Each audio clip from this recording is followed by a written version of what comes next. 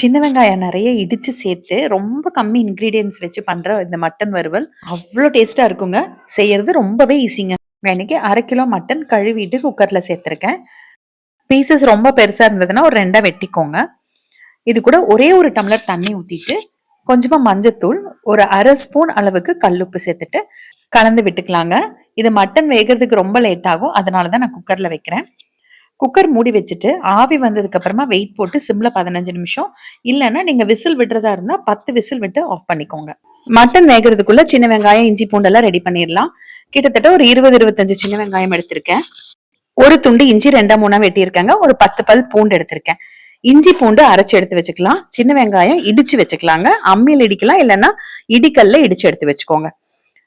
நல்லா ஆவி இறங்கினதுக்கு அப்புறமா மட்டன் ஓபன் பண்ணி வெந்திருக்காங்கிறத பாத்துக்கோங்க. வேகலைன்னா இன்னும் 2 விசில் விட்டுக்கோங்க. மட்டன் வறுவலுக்கு ஒரு கடாயில ஒரு 4-5 ஸ்பூன் எண்ணெய் ஊத்திக்கோங்க. நல்லா அடிகனமான வானலி எடுத்துக்கோங்க. 1 ஸ்பூன் அளவுக்கு சோம்பு சேர்த்துட்டு நம்ம இடிச்சு வச்சிருக்க சின்ன வெங்காயத்தை உள்ள சேர்த்துட்டு சிம்ல வச்சு கொஞ்சம் வதக்கிக்கலாம்.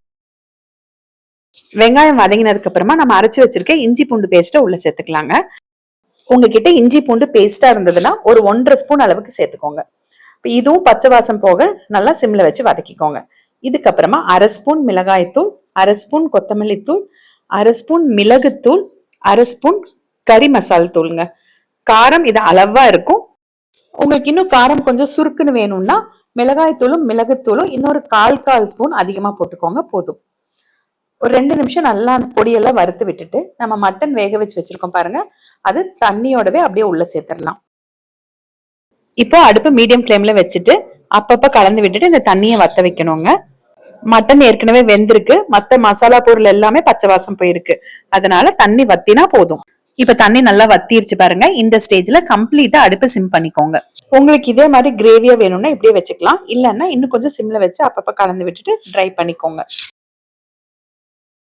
அதுக்கப்புறமா பச்சையா கருவேப்பிலையும் கொத்தமல்லி தலையும் சேர்த்துட்டு கலந்துட்டு ஆஃப் பண்ணிக்க வேண்டியதுதான். வேணும்னா தேங்காய் குட்டி குட்டி பீசஸா கட் பண்ணி கூட நீங்க உள்ள சேர்த்துக்கலாம். ரொம்ப ரொம்ப சிம்பிளான ஒரு ரெசிபிங்க. பிரியாணி கூட எல்லாம் தொட்டுக்கிறதுக்கு ரொம்ப அருமையா இருக்கும். மட்டன் குழம்பு செஞ்சாலும் சரி, இல்ல ரச சாதம் தயிர் சாதத்துக்கு தொட்டுக்க கூட ரொம்ப அருமையா இருக்கும். ரொம்ப ரொம்ப சிம்பிளான ஒரு ரெசிபி.